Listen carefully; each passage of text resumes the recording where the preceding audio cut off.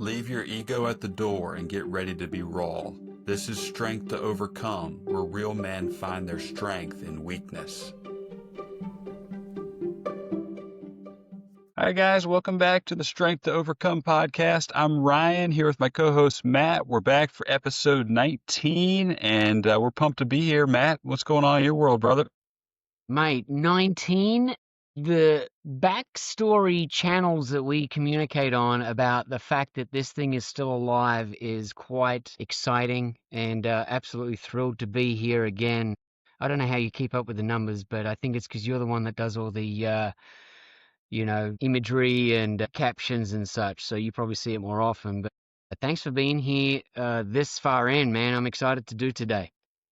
Yeah, I looked it up right before we jumped on, so that's why I knew. So 19, that's 19 weeks straight of podcasting that we've got going. So quite the streak, and happy to keep it going. And I know we were supposed to have a guest on this week, but had some last minute scheduling issues. So we're stuck with each other again this week until we can get our friend on and get his story out there to the audience. Yeah, and it's funny because I was driving around this morning in my sports van, Ubering away, and I had this thought, what if our guest couldn't be on? And I started thinking about, what I'm going through and what you're going through, and I know what he's going through. And the thought came, just be patient. You'll have him and other guests on the show as needed. And, about an hour after that thought goes through my brain, he texted, said, yeah, we're going to be good to go later today.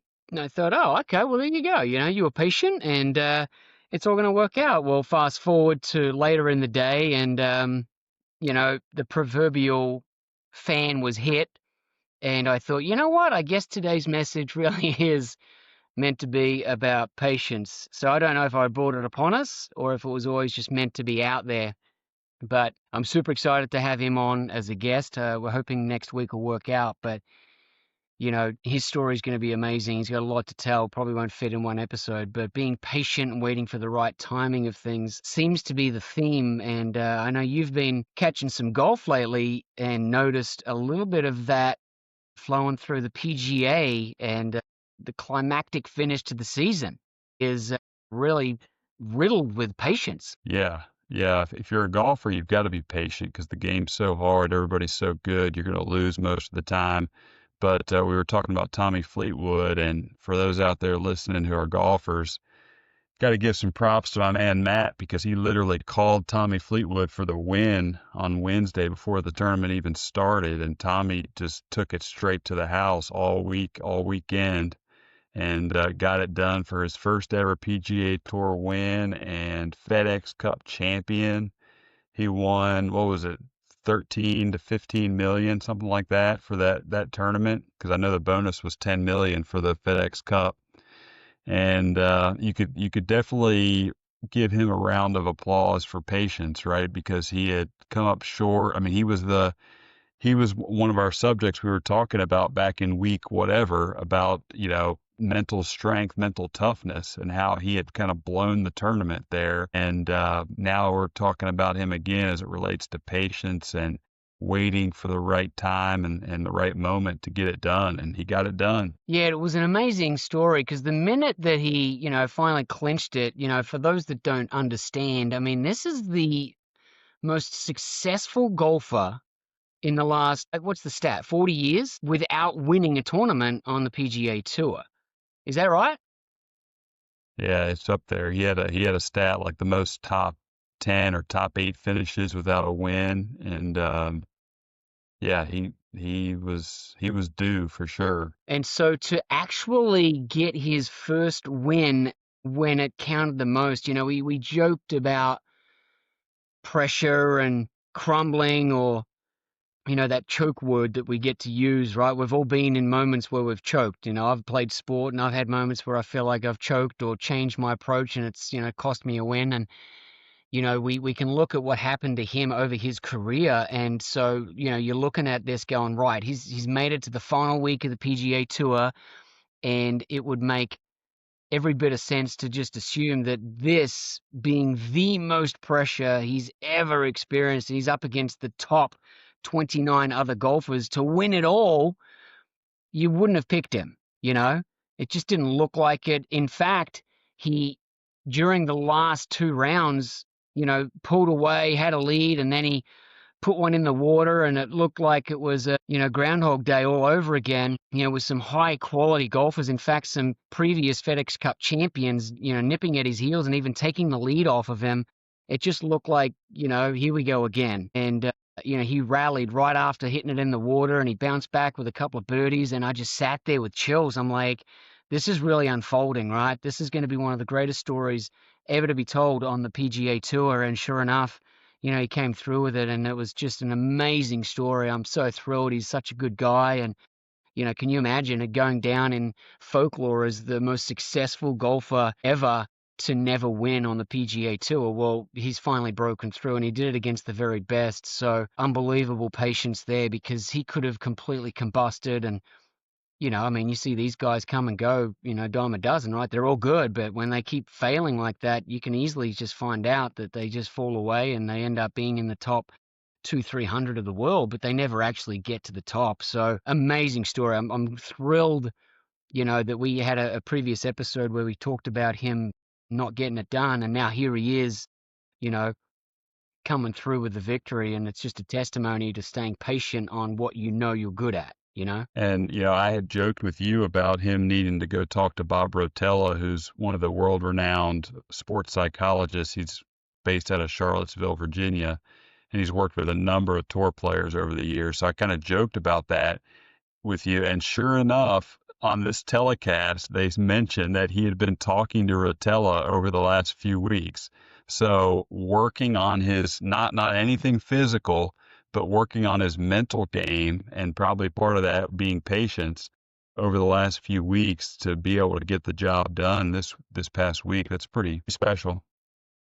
Well, yeah, it's almost like we've both called something and almost brought it into fruition. If we joke, of course, we didn't have any, play or say in the result there. But, when you're sitting back in the armchair, the Monday morning quarterback type position, it's easy to say this is what needs to happen, and, this is what we would like to see him do. And sure enough, he came through for both of us.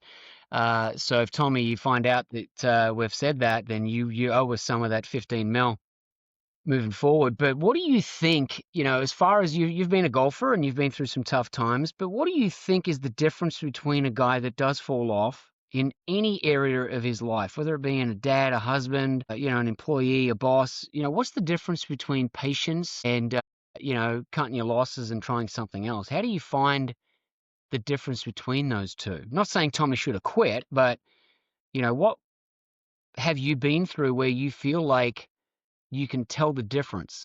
Yeah, it's tough. It's tough because you're right. You could very easily tell yourself a story and go in the different direction away from what you know and what you've done well.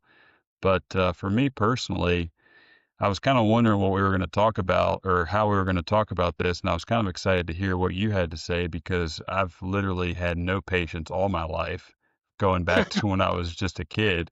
I remember that was a big topic when I was a child, was I had zero patience. My parents would always tell me I had to pay patience, I had to pay patience, had to pay patience.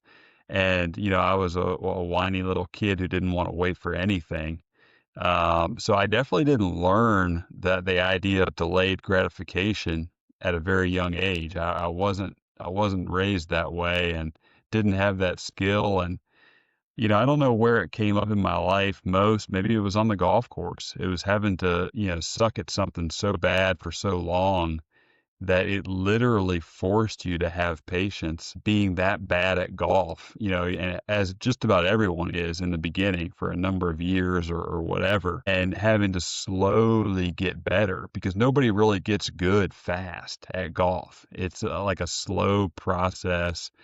And that's probably where I've developed a lot of my patience is on the golf course over the years, because as you know, the game is just so dang hard for everyone. And you're hitting this little white ball with this little club, and it's, there's weather involved. The grass is different. The conditions change. It's just madness. And you almost have to have patience, or you're not gonna have any success at it. And you're gonna give it up and go on to something else. But you and I have also felt the reward of playing good golf and how good it feels. And so you get a little hit of that, and it once, you know, you're more likely to stick with it and come back for more. So I'd give a lot of the credit to the game of golf. It's interesting you bring that up. I think we've joked about this, for quite a number of years, but when I was working with you back in, what was it, 2010 to 12? Is that the time frame? Yeah. Now we're looking at 15 years ago now.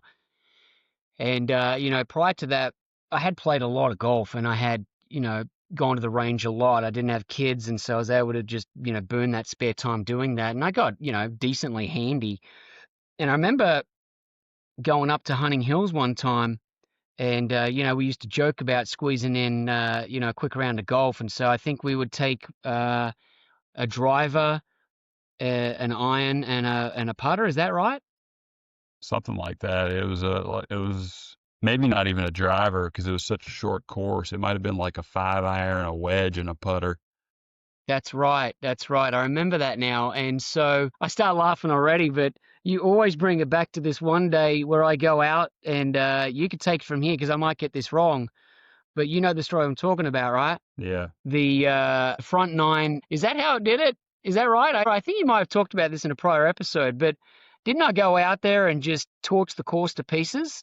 Well, I don't think we were playing with a certain number of clubs that day. But that was yeah, the round you're talking about is when you shot like 37 or 38 on the front nine. And in the match play, you were like 4 or 5 up on me on the front nine because we would play it where I would give you a stroke a hole except on the par threes. And I think you beat me on the front nine straight up.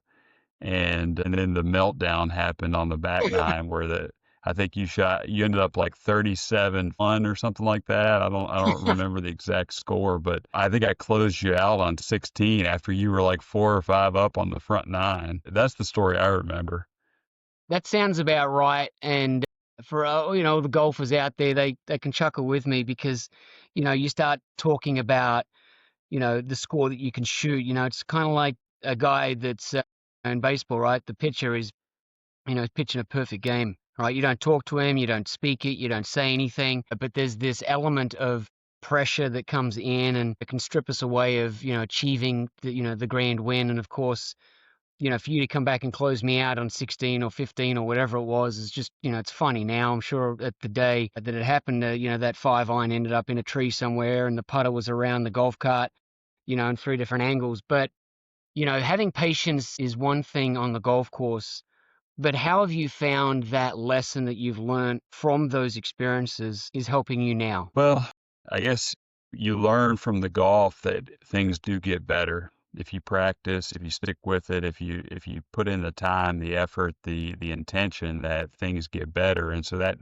tends to translate over to life pretty well, right? Where if you have something in life that doesn't go your way, or you're waiting on something to come to fruition, that patience can kind of pay off and put you in a better spot versus just giving up immediately. And on the golf course, you've got to always find your ball and hit the next shot, right? You don't just hit a shot and walk off the course unless you're just really crazy. You have to go find it and play it again. And so it kind of, I mean, how translatable is that to life, in that you screwed something up, you got to go find it and hit it again, type of deal. You got to deal with it. And it really just, I mean, I think we forget, because you and I haven't played golf in a long time now for in a serious manner, but we start to forget some of those lessons that golf taught us over all those years. I've said this so many times during this podcast, but what you just said gave me chills because, again, you've really nailed it when you're talking about the translation into life and having to hit it again. And, you and I have both shared during our testimony episodes just how many times we've screwed it up. And I think there's a lot more to unpack of things that I've, butchered and shared my journey that's kind of led to some of the chaos in my life and self-inflicted, as we've talked about. But you've got to get up and you've got to go find that ball, right? You've got to find a way to move that thing forward down the golf course. And, how many times have you watched golfers where they're playing match play and, one guy blows it into the woods and the other guy's the middle of the fairway, and, your brain says, okay, the guy in the fairway is going to win this hole. And of course, the guy that's in the woods, he smacks it, under some trees and it bounces off, a camera tower and goes in a bunker somewhere. And it's like, man, this is just turning ugly. And the other guy in the fairway, he hits the green. It's like, man, this hole is over. Well, of course, the guy, that's on the green, he misses the putt. The guy that's in the bunker, splashes it out, rolls it up, hits the flagstick and drops in the cup for the winning, shot of the hole. And how many times do you have to stay focused on the goal to actually give yourself a chance of winning? And I think so often we quit when we butcher it, one, two, three shots down the fairway, or in life we make a few mistakes and we quit. I'm not going to do that again. It's too hard. Everyone's watching me. I'm embarrassed. But you just got to keep hitting the next shot. And so that's a terrific analogy you've just given me there about the connection between golf and life. So, thanks for that, because I'm kind of in that space right now, you know. Yeah, you've had to display some patience over the last 5 months, right? Well, yeah, I think we were just talking before we went on air, right? I think today is the 5-month anniversary of my bicep tearing, and as the breadwinner and being in pretty good shape when it happened. I was coaching pickleball on the side. I was, in carpentry nonstop. I was working out in the garage. I mean, I, was looking good, feeling good, and great conditioning. And then, bam, 5 months later, I got the physique of an 85-year-old lady, and looking to go back into the fitness industry if that's the calling that I end up making, and thinking, wow, I've smacked it off the tee straight into the woods. I can't even find the ball, but I've got to find a way somehow to, scrap out par here with this physique and this, you know, humbling situation that I'm in. And yeah, it's 5 months of complete humility that at times I haven't handled well. And some people have seen that close up, and other times I feel like I've nailed it by just, pressing forward. But it hasn't been pretty, and I'm not going to stay stuck in there. Hell, if I end up back in the fitness industry, I'm going to have to share with my clients, hey, listen, I'm broken, but I've been through a lot. I got you covered. Yeah. I think that'll make you relatable though. And that's what's missing in the client trainer relationship is the relatability factor. How did you transfer your golf patience into being a trainer? I'm looking for that wisdom and inspiration here as I get closer to having to make the decision due to a lot of factors which we've talked about in so many other episodes. But how did you make the connection, or did you find it hard shifting into being a trainer from being a golf pro? No, it kind of gave me a lot of the skills I already needed, which, were, the ability to talk to people and read people and meet them where they are and get them to a goal from A to B. Before in the golf world, it was to have them hit their golf ball straight and far. And in the training world, it was to get them to their fitness goal. And just like talk about golf not progressing quickly. Well, you know what else doesn't progress very quickly is your fitness. It's a slow moving needle to get fit and to lose weight, especially. I mean, what's the prescription we usually say to people? 1 to 2 pounds a week is a pretty good average for weight loss. That's not radical. So that requires patience when you're in the gym and you're trying to train. If you're losing weight or even if you're building muscle, sometimes that's even more tedious of a journey to build solid muscle. It takes years in the gym. Yeah, you have to display a lot of patience and a lot of grit to stick with it when, we know things aren't always linear when you start a fitness journey. So, and you'll probably run into that too as you start back up into things, and that it's not just going to be a straight shot to the top. You're going to have to really work at it and, first off, keep yourself from getting re-injured, but then also slowly build back the muscle that you've lost and build it back up. Yeah, and I'm sure there's a lot of 80, 85-year-old women out there that might hear this podcast and, want to slap me upside the head. But, I'm literally picturing my mum, may she rest in peace. But, I mean, at that age, when you don't have muscle tissue, things don't start to look so good and your bones start sticking out and you've got excess skin and, it's not a pretty look. And here I am having to not only be humble, but I've got to be patient. If I get back into the business, I got to rebuild a client base. And then while I'm rebuilding myself, I've got to help others. And, it's a very long-term play when you sit down with someone for the very first time and meet someone and help them understand, hey, listen, what you see on TV or what you hear about in the news and social media, is not reality. You want to lose 50 pounds, which is not a high number in this world anymore. 50 is not a crazy high number, but let's give ourselves a good year to knock that off. Hmm. And I think that we need that reset in our minds as humans, because we live in this microwave society where we click it now and the package shows up sometimes between 2 and 6 p.m. today, or overnight between 4 and 8 a.m., right? We have the ability to get stuff done quickly in so many other areas. It's made us lazy. And of course, as a golf pro, I think, what's the number, right? 10,000 hours? Yeah, to build a skill or to master a skill, really any skill, 10,000 hours is kind of that number that they came up with to that you need to practice and hone a certain skill to be a master of it. So that's tough. And yeah, the fitness world is tedious as well. And there's lots of ups and downs, and the journey's not linear, and it can be challenging for people to stick with it. So we need folks who have some patience, but who also can teach some patience to their clients and their their people to be able to stick with it.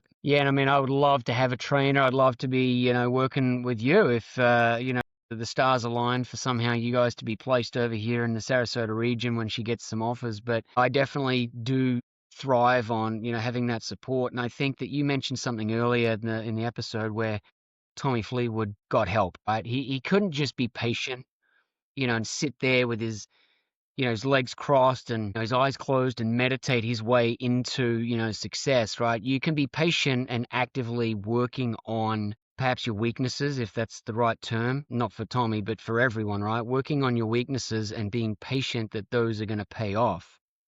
Do you see that connection there for the long-term Yeah, play? Those that are going through the rough time, which is what this podcast is about, right?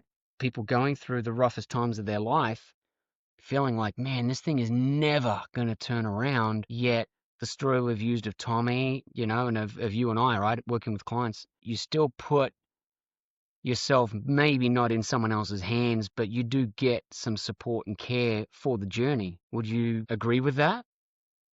yeah, yeah. I mean, he was smart enough to know there's a reason that was happening to him. There's a reason that I'm losing this many events and I'm this close and I'm not breaking through. And it's not just blind patience that is needed. It's you call it intentional patience of I'm going to be patient, but I need to work on some things during this period to get better and to come back stronger. And he did, and that's what we all can kind of take from it is that we always have something to work on. We always have things to get better at to propel us to the next level. If we can exhibit patience while we're propelling ourselves or while we're making ourselves better, that's just going to lead to better things down the road. Be your hardest lesson that you've learned where you weren't patient. Hardest lesson I've learned where I wasn't patient. Gosh, that's a tough one off the top of my head. But it probably has to do with, I don't know, it probably has to do with maybe the golf business. I wasn't patient in the golf business as a golf pro, and I got into fitness and I fell in love with fitness, and I just kind of jumped the gun and left the golf world. And not to say that I regret it, but I don't think I exhibited as much patience as I could have in exploring the fitness world while also being in the golf world. And one little thing went wrong at the golf course one day with a member. I had a kind of a falling out with a member at the golf course and gotten a little tussle, and I just kind of checked out. And I said, I'm done.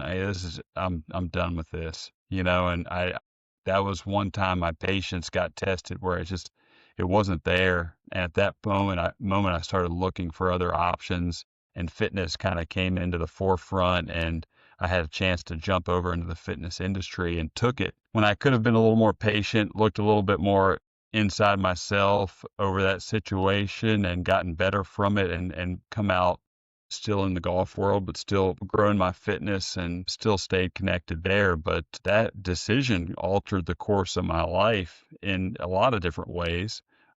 I wouldn't be where I am today if I hadn't done that. So certainly no regret, but definitely some thoughts of, wow, what would that have been like if I had stayed in the golf world? Yeah, I don't know that you've shared that with me, or at least in this context. So it's really cool to sort of hear that. And, I don't think that there's a regret in you because where you are now and you being a dad and married and hell, this podcast, right? It probably wouldn't exist. Not that the podcast, I'm talking about you being a husband and a dad, and Hmm. baby Callan there, right? So do you attribute that to the fact that you did go and find that proverbial golf ball and hit it again, even after what you probably felt? You probably felt it at the time, but didn't maybe acknowledge it or do anything with it. But you probably felt at the time it might have been a snap decision. Do you find that it paid off for you to say, right, you know what, spilt milk, go find the ball, hit it again? Yeah, I think so. I think so because, I just stuck with it and continued to figure out what I liked and what I didn't like. And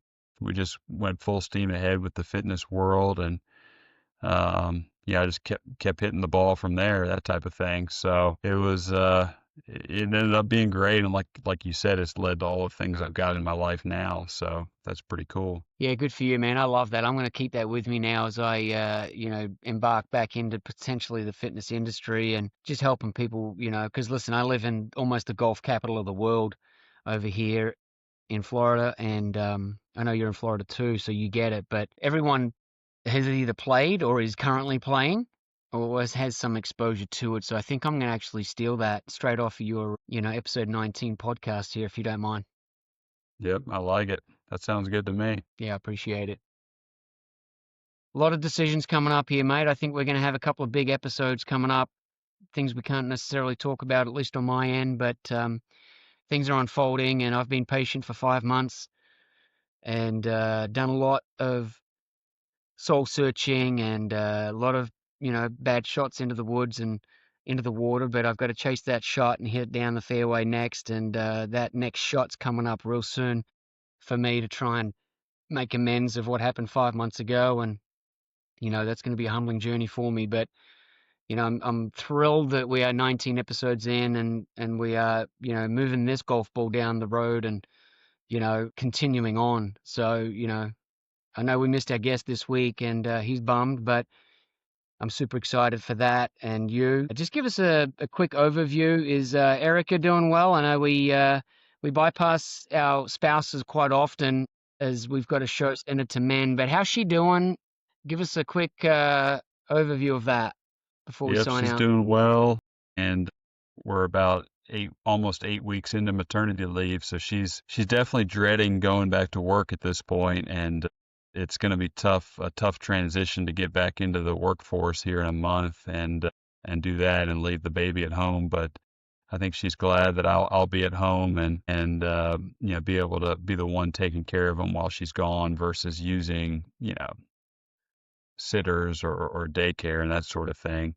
So that'll be good. And yeah, she's doing well. The baby's doing well, and we're plugging away day by day here. He's getting big. He's grown out of some of his newborn clothes already. So that's the big first step of we've had to toss aside some of the onesies already that he's outgrown. Well, as everybody tells me, and I'll tell you, right, it happens fast, and I would encourage you to maybe keep one of those pieces and just put it aside somewhere, because so quickly you'll find that even what you're talking about, you've just put him in a couple of episodes, he'll be out of that too, and it's really kind of cool. I've kept one that I pull out every now and then and just look at it, and it's absolutely tiny. And I've got a photo of my second with her head in the palm of my hand, and you can see my fingers, you know, poking out from the back. Her head, was covering my palm, but my fingers were out, and it's just amazing to think that now that she's 4 and she's so big, she's in a year from now going to make me think that she was small when she was 4, right? It's going to happen quickly. So, we wait and we wait, we wait. We talk about patience and we wait to be dads.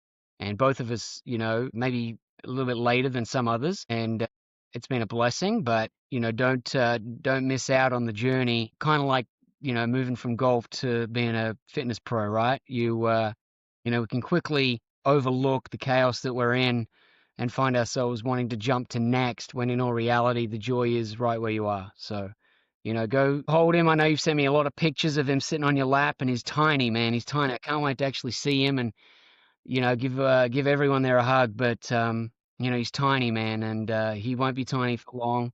So enjoy him and the missus, and enjoy the journey that you're on. It took a long time for you to get here, and it's going to be a long time out. But enjoy the day-to-day minutia. And I give thanks every day for you as a friend and being on this podcast with me. So hang in there, and I appreciate your support as I've been making decisions behind the cameras here and trying to figure stuff out, and you've been patiently there for me, right? Just like Tommy had to find some help, bounce some stuff off, and I've got you and Stretch, and you guys have been such a blessing to me. So, for those out there, right, you can be patient, but you still got to do your part and, hit that next shot. I love it. I'm totally stealing that, man. That was such a great moment. Yeah, make sure you put a snippet of that up there because that one's going out there. Yeah, that could go viral there. I hope it does, man. Something's going to give, and we're going to share this with the world. So appreciate the audience, and of course, I appreciate you. So thank Yeah, you. man. Hang in there as well, and we'll check in with you next week. And guys, if you're out there, like, subscribe, share the podcast, send it to a friend, and leave a comment on the YouTube so we know you're out there and know you're listening. So appreciate all the support out there, and we'll catch you next week. Cheers, mate. Stay strong, guys.